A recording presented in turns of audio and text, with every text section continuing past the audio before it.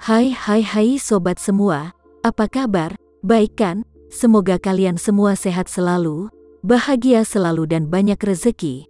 Kali ini Mimin mau melanjutkan cerita dari novel Menantu yang Diremehkan. Semoga cerita ini bisa menghibur kalian semua ya, dan bisa menemani hari-hari kalian semua. Oh iya, jangan lupa bantu like dan komen ya biar Mimin tambah semangat uploadnya.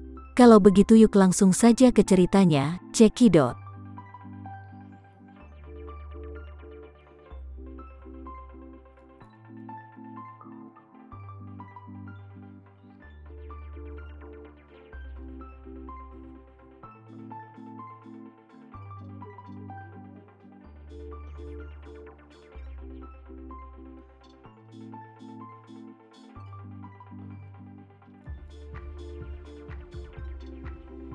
Kemudian Bramasta Suteja memikirkan bagaimana bisa mengelabuhi hukuman di penjara, bayar saja 200-300 juta untuk satu keluarga. Benar-benar mustahil bagi satu keluarga untuk menghasilkan 500 juta. Anggota keluarga yang membayar kompensasi dapat hidup seperti mimpi, dan mereka akan secara aktif mengeluarkan surat pengertian dan membantu aku dan anakku menengahi pengadilan. Tuan Libertus tua juga tahu betul di dalam hatinya bahwa sekarang ini bukan zamannya masyarakat feodal lagi, dan hukum keluarga Suteja pada masa feodal sudah pasti tidak berlaku sekarang. Saat ini semuanya sudah tercatat dalam hukum negara. Bahkan, semua masalah dan kejahatan harus diserahkan pada pihak yang berwajib. Oleh karena itu, dia tidak bisa membiarkan orang membunuh Bramasta Suteja, Roni Suteja dan Hashimoto di depan banyak orang. Apalagi mundur 10.000 langkah. Bahkan jika hukum tidak peduli, Tuan Libertus tua benar-benar tidak menghadapinya. Saat ini, dia hanya sangat membenci ayah dan anak itu. Namun, darah keluarga Suteja mengalir melalui ayah dan putranya. Keluarga Suteja awalnya tidak cukup makmur. Jika dia benar-benar membunuh mereka, dia tidak akan hidup tenang, dia tidak sanggup untuk bertemu leluhur saat dia mati nanti. Faktanya, hal ini terjadi pada orang tua di seluruh dunia. Sekalipun mereka tahu anaknya adalah serigala yang ganas, mereka tidak sabar untuk memotong dagingnya sendiri untuk memberinya makan. Bagaimana bisa mereka bersedia menyakiti dirinya sendiri? Tuan tua Libertus sangat terikat di dalam hatinya. Pada saat tertentu, ia bahkan berpikir bahwa ia dapat dengan mudah menyerahkan kedua orang itu kepada badan peradilan, dan membiarkan badan peradilan menghukum mereka 10 atau 20 tahun, atau bahkan tanpa batas waktu, yang bisa dikatakan dengan hukuman mati. Namun, dia langsung memikirkan Tama Renza lagi. Dia berpikir di dalam hatinya, kali ini, semua hal yang ada di sini sepenuhnya atas bantuan Tuan Tama. Jika aku tidak bisa memuaskan Tuan Tama dengan hasil penangananku atas masalah ini, bukankah itu berarti aku telah menyinggung Tuan Tama Renza? Memikirkan hal ini, dia segera menoleh untuk melihat ke arah Tama Renza, dan berkata dengan hormat, "Tuan, keluarga Suteja telah menderita dari rintangan jahat ini, dan itu semua berkat Anda yang telah membalikkan keadaan menjadi lebih baik. Jika tidak, saya, Libertus tua, dan cucu perempuan saya Linda Suteja akan mati begitu saja di tangan mereka. Tidak akan ada tempat untuk penguburan, dan sekarang kedua penghalang jahat ini ada di sini. Jika Anda ingin membunuh atau memotong, saya akan mendengarkan dan menerima kata-kata Anda, Tuan Tama." Ketika Roni Suteja mendengar ini, dia bersujud kepada Tama Renza dan menangis, "Tuan Tama, tolong maafkan kami, serahkan masalah kami ke pengadilan hukum." Bramasta Suteja juga menangis dengan getir dan memohon, "Tuan, kami ayah dan anak tidak sebanding dengan waktu yang Anda buang, jadi Anda dapat menyerahkan kami kepada otoritas kehakiman dan membiarkan hukum memberikan sanksi kepada kami." Roni Suteja pun menyadari dalam hatinya bahwa meski hukuman itu menyakitkan, selama dia bisa hidup adalah yang terbaik.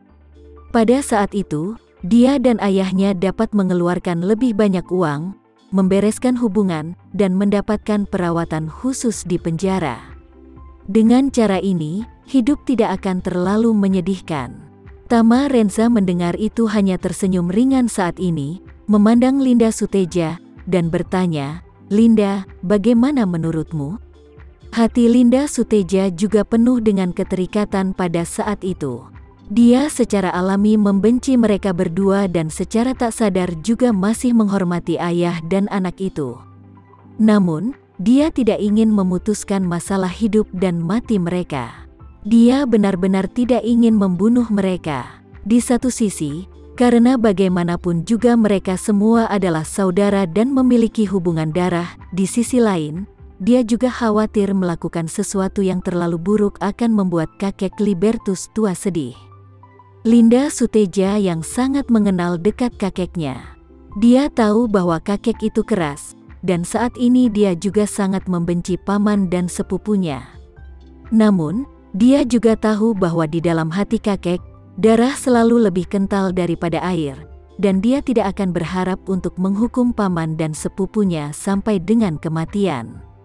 Memikirkan hal ini, dia melihat ke arah Tama Renza dan berkata dengan tulus, "Tuan, meskipun mereka telah melakukan banyak hal yang salah, bagaimanapun juga mereka berasal dari keluarga Suteja dan merupakan saudara sedarah saya. Saya masih berharap Anda bisa membuat mereka tetap hidup." Begitu ini dikatakan, ketiga orang di tempat kejadian menghela nafas lega. Meski Bramasta dan Roni Suteja tak perlu banyak bicara, bagi mereka, perkataan Linda Suteja sama saja dengan mengampuni nyawa mereka.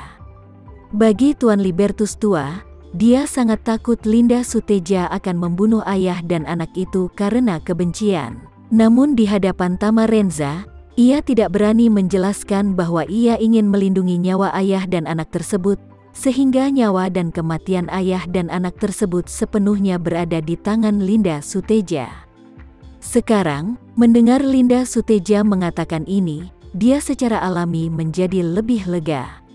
Bramasta Suteja kemudian bersujud kepada Linda Suteja dengan penuh semangat, dan tersedak, "Ponakanku, Linda Suteja, pamanmu akan selalu mengingat kata-kata baikmu." Roni Suteja juga menangis dan berkata, "Linda Suteja, terima kasih atas kebaikanmu." Tama Renza juga telah mengantisipasi hasil ini sejak lama, dan memandang Bramasta Suteja dan Roni Suteja, yang penuh dengan kebahagiaan yang selamat, dan berkata dengan tenang, "Karena Linda Suteja mengatakan bahwa aku harus mengampuni nyawamu, aku secara alami bermaksud untuk menghormatinya." Berbicara tentang ini, Tama Renza berkata dengan tegas, "Tapi seperti kata pepatah, dosa yang dilakukan tidak akan pernah bisa dihindari, dan dosa maut sulit untuk diampuni. Meskipun kalian berdua bisa diampuni, namun kalian masih harus menerima hukuman yang setimpal." Bramasta Suterja buru-buru berkata, "Tuan, Roni dan saya bersedia pergi ke kantor polisi untuk menyerahkan diri sekarang dan biarkan hukum memutuskan segalanya." Roni Suteja juga mengangguk lagi dan lagi, "Ya, Tuan, ayahku dan aku akan menyerahkan diri sekarang." Segera. Mendengar itu Tama segera mencibir dan berkata, "Kalian berdua berpikir dengan sangat indah.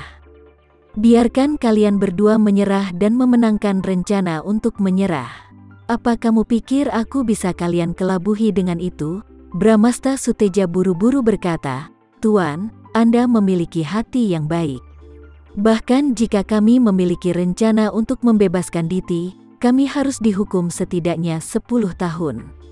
Tama Renza kemudian melambaikan tangannya, "Lupakan, jangan menyerah, tidak perlu menyelesaikannya melalui jalur hukum." Ketika kakek Libertus tua mendengar ini, dia bertanya, "Tuan Tama, apa maksudmu dengan ini? Apa yang akan Anda lakukan?" Tama Renza kemudian berkata, "Aku tidak percaya ayah dan anak ini. Bahkan jika mereka dikirim ke penjara, mereka mungkin masih akan mengancam kehidupan Linda Suteja di masa depan. Jadi aku memikirkan solusi lain yang dapat mempertahankan hidup mereka, dan dapat mengakhiri ancaman mereka terhadap Linda Suteja." Bramasta Suteja segera bertanya dengan gugup, "Tuan Tama, Kalau begitu apa solusinya Tuan? Tama Renza kemudian berkata dengan keras, Bramasta, tenanglah. Aku tidak akan memberi kalian hukuman yang kejam. Aku hanya berencana untuk mengirim kalian berdua jauh-jauh dan mengirimmu ke tempat asing sehingga kalian tidak akan pernah bisa kembali lagi. Ketika Bramasta dan Roni Suteja mendengar ini, mereka memikirkan ayah dan anak yang pernah dikirim oleh Tama ke Gunung Sinabung. Karena menyinggung Tama, ayah dan anak tersebut masih berada di kaki Gunung Sinabung. Musim dingin ini sangat dingin. Suhu di kaki Gunung Sinabung menembus suhu minus 20 derajat U hingga minus 30 derajat di bawah nol atau bahkan lebih rendah. Mereka benar-benar tidak tahu bagaimana ayah dan anak itu bertahan sampai sekarang.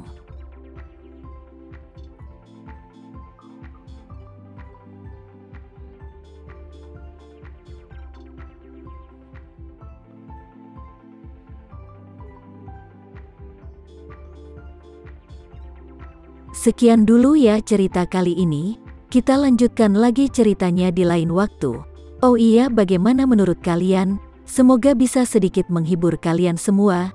Jangan lupa like, share dan komen ya. Untuk teman-teman yang baru nonton jangan lupa subscribe-nya. Hehehe. Kalau ada teman-teman yang ingin gabung langganan bisa langsung gabung saja untuk dapat fitur yang menarik dan sedikit membantu Mimin. Terima kasih sudah menonton, sampai jumpa lagi, bye.